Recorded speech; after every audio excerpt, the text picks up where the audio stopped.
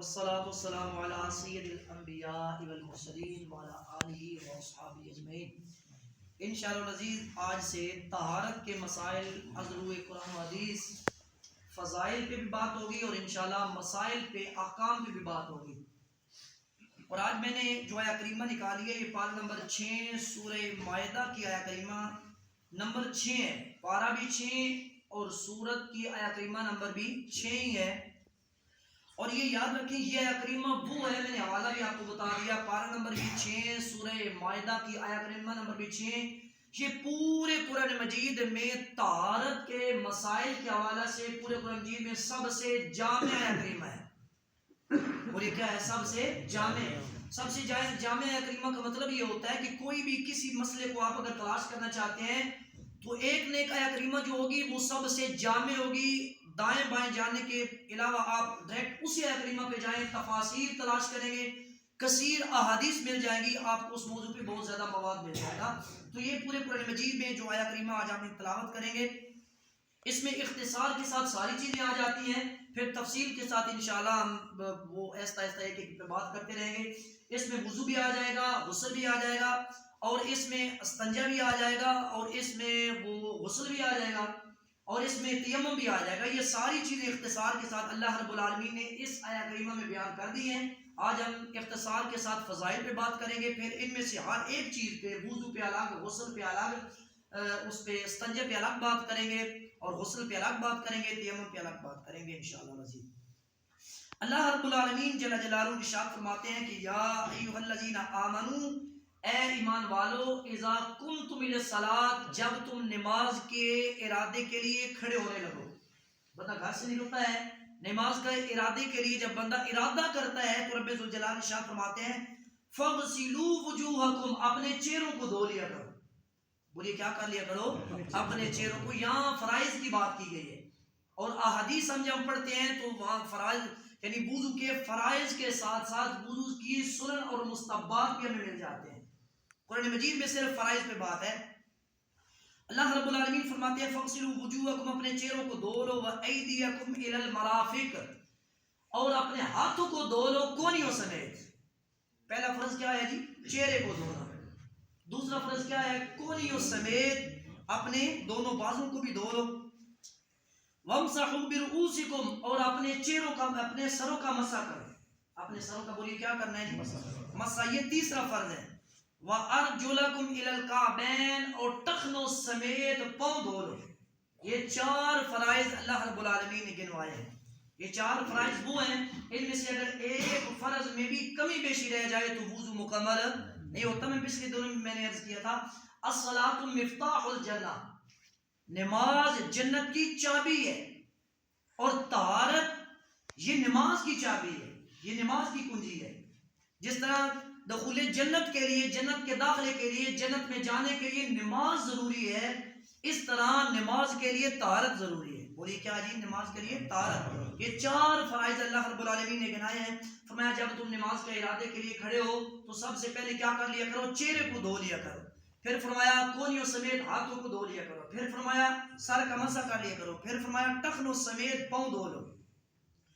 یہاں تک بات وضو کی تھی۔ آگے غسل کی آیہ کریمہ ہے، بلکہ آیہ کریمہ یہی ہے، اس کا ایک اقتصاب ہے، ایک چھوٹا سا حصہ ہے۔ اللہ رب العالمین جل جلالہ ارشاد فرماتے ہیں وَإِن كُنتُمْ جُنُبًا، اگر تم حالت جنابت میں ہو، تم پر غسل فرض ہو گیا ہے، رب ذوالجلال فرماتے ہیں فَطَّهَّرُوا، تو خوب پاکیزگی حاصل کرو۔ بولیے کیا کرو؟ خوب پاکیزگی حاصل کرو۔ انتہائی دکھ کی بات ہے، وہ میں اکثر عرض کرتا رہتا ہوں کہ یہ فتنوں کا زمانہ چل رہا ہے۔ لوگ کہتے ہیں کہ انسان کی ہدایت اور رہنمائی کے لیے قرآن مجید ہی کافی ہے۔ بولیے کیا ہے؟ قرآن مجید ہی کافی ہے۔ یہ فتنوں کا دور چل رہا ہے۔ کہتے ہیں کہ حدیث کی کوئی ضرورت ہی نہیں ہے، آپ کو بخاری کی طرف، مسلم کی طرف، ترمذی کی طرف، سیاستہ کی طرف، سرکار کی حدیث کی طرف رجوع کرنے کی ضرورت نہیں ہے۔ قرآن مجید میں ہی سب کچھ ہے، اس سے رہنمائی حاصل کر لو۔ بلا شبہ قرآن مجید میں سب کچھ ہے۔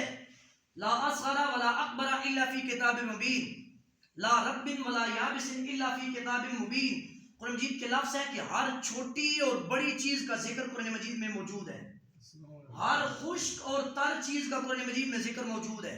تو 4 کنڈیشنوں سے کوئی چیز بھی نکل نہیں سکتی، یا تو وہ خشک ہوگی یا تار ہوگی، یا سمندروں میں دریاؤں میں ہوگی تو یا طریق یا خشکی پہ ہوگی، تو یا چیز چھوٹی ہوگی یا بڑی ہوگی، ان 4 کنڈیشنوں سے نکل نہیں سکتی۔ ہر چیز کا ذکر قرآن مجید میں موجود ہے۔ وہ یہ اعتراض کرتے ہیں کہ جب قرآن مجید میں سب کچھ موجود ہے تو سرکار کی حدیث پر ٹرسٹ اعتماد کرنے کی ضرورت ہی کیا ہے؟ بھائی سب کچھ قرآن مجید میں موجود ہے، لیکن قرآن مجید سے سب کچھ نکال کے کون دے گا؟ قرآن مجید کے سب سے بڑے مفسر خود ہمارے کملی والے آقا محمد مصطفیٰ صلی اللہ علیہ وسلم۔ اب ایک جملے سے میں آپ کو بات کو سمجھانا چاہتا ہوں۔ جب اللہ رب العالمین نے یہ فرما دیا کہ جب تم حالت جنابت میں ہو تو خوب پاکیزگی حاصل کیا کرو، اگر ہم حدیث کا سہارا نہیں لیں گے تو پورے قرآن مجید میں جہاں سے مرضی تلاش کرتے پڑے ہمیں کیسے پتہ چلے گا کہ خوب طہارت کیسے حاصل کرنی ہے؟ الحمد سے لے کر والناس تک 114 صورتیں آپ پڑھ ڈالیں، آپ کو پتہ نہیں چلے گا کہ طہارت کیسے حاصل کرنی۔ اللہ رب العالمین نے مطلقاً ایک لفظ میں حکم دیا کہ فَتَّحَرُوا، جب تم حالت جنابت میں ہو جاؤ تو خوب پاکیزگی حاصل کرو۔ ہم کیسے کریں کوئی پتہ نہیں، لیکن جب ہم رجوع کریں گے حدیث کی طرف تو پھر ہمیں پتہ چلے گا ہاں سرکار نے اس طرح فرمایا کہ یہ غسل کا طریقہ ہوتا ہے، اس طرح نیت کرنی ہوتی ہے، اس طرح اس سے پہلے استنجا کرنا ہوتا ہے، پھر وضو کرنا ہوتا ہے، پھر اس طرح پانی ڈالنا ہوتا ہے، یہ اس کے فرائض ہیں۔ یہ جب سارے پورے ہوں گے تب وہ قرآن مجید کا تقاضا پورا ہوگا کہ فَتَّحَرُوا، خوب پاکیزگی حاصل کرو۔ تو بغیر حدیث کا سہارا لیے ہم کبھی بھی قرآن مجید کو سمجھ سکتے نہیں۔ حدیث کا سہارا بولیے کیا ہے؟ ضروری ہے۔ آگے اللہ رب العالمین جل جلالہ ارشاد فرماتے ہیں وَإِن كُنتُم مَرْضَىٰ، اگر تم مریض ہو، او علی سفر، یا سفر پر ہو، او جاء احد منکم من الغائط، یا تم میں سے کوئی بندہ واش روم سے ہو کر، بیت الخلاء سے ہو کر آئے، او لامستم النساء، یا عورت سے قرابت کر کے آئے، مجامعت کر کے آئے، ہم بستری کر کے آئے اپنی عورت سے، فلم تجدوا ماء، ان ساری کنڈیشنوں میں تم پانی نہ پاؤ۔ اللہ رب العالمین فرماتے ہیں تم سفر میں ہو، یا تمہیں کوئی مرض لاحق ہے، اور مرض ایسی مرض ہے کہ اس پہ جو مستند ڈاکٹر نے کہا اگر آپ پانی کو ہاتھ لگاؤ گے جس طرح سخت سردیاں آتی ہیں تو تمہاری مرض بڑھ سکتی ہے، تکلیف اور زیادہ بڑھ سکتی ہے، تو اب بیچارہ وہ پانی کی طرف تو جا نہیں سکتا، اس کے لیے بھی چھٹی ہے، مسافر ہے، پانی مل نہیں رہا، اس کے لیے بھی چھٹی ہے۔ اور فرمایا اگر تم واش روم سے ہو کر آؤ یا اپنی عورت سے قرابت کر کے آؤ، چاروں کنڈیشنوں میں، چاروں حالتوں میں، مرض کی حالت میں، سفر کی حالت میں، واش روم سے ہو کر آئے ہو، یا جناب تم پر غسل فرض ہے، اپنی عورت سے ہم بستری کی ہے، فلم تجدوا ماء، ان ساری حالتوں میں تم پانی نہ پاؤ، اب پانی نہیں مل رہا جس سے وضو کریں یا جس سے غسل کریں، رب ذوالجلال فرماتے ہیں فَتَيَمَّمُوا صَعِيدًا طَيِّبًا، پانی نہیں مل رہا تو کوئی بات نہیں، تم پاکیزہ مٹی سے کیا کر لو؟ تیمم کر لو۔ بولیے کیا کر لو؟ کیا کر لو جی؟ تیمم کر لو۔ میں پھر سے وہ اس طرف اشارہ کرنا چاہتا ہوں، اب اللہ رب العالمین فرماتے ہیں کہ تم تیمم کر لو، ہم کیسے تیمم کریں؟ پورا قرآن مجید چھان مارے آپ کو ایک آیت کریمہ بھی نہیں ملے گی جس میں وضاحت ہو کہ تیمم کا طریقہ یہ ہے۔ جب تک ہم حدیث پاک کا سہارا نہیں لیں گے تو بہت سے احکام ہیں جن کی سمجھ ہمیں نہیں آ سکے گی۔ حدیث کا سہارا بولیے کیا ہے؟ ضروری ہے۔ تو اللہ رب العالمین فرماتے ہیں پاک مٹی سے تیمم کر لو، فَامْسَحُوا بِوُجُوهِكُمْ وَأَيْدِيَكُمْ مِنْهُ، اس سے کیا کرو جی؟ اپنے چہرے اور اپنے ہاتھوں کا مسح کرو۔ یہ 2 فرض تو ملتے ہیں، لیکن تیمم کی کتنے فرائض ہیں؟ 3 فرائض ہیں، تیسرا فرض نہیں ملتا، اس کے لیے ہمیں حدیث کی طرف لوٹنا پڑے گا۔ تو یہ ہم نے اختصار کے ساتھ چاروں چیزیں عرض کی ہیں۔ اب فضائل احادیث سے صرف میں 2 حدیث پاک عرض کروں گا، اور پھر اس کے بعد انشاءاللہ ہم ہر روز ایک ٹاپک پہ بات کریں گے طہارت میں سے، تاکہ ایک ایک چیز وہ صحیح طرح سے ہم کو سمجھ آ جائے، بہترین طریقے سے ہم پاکیزگی اور طہارت حاصل کر کے پھر اللہ رب العالمین کے حضور حاضر ہوں۔ راوی حدیث حضرت ابو ہریرہ ہیں، بخاری مسلم کی متفق علیہ حدیث پاک ہے، وضو کرنے والے کے لیے بڑی فضیلت ہے۔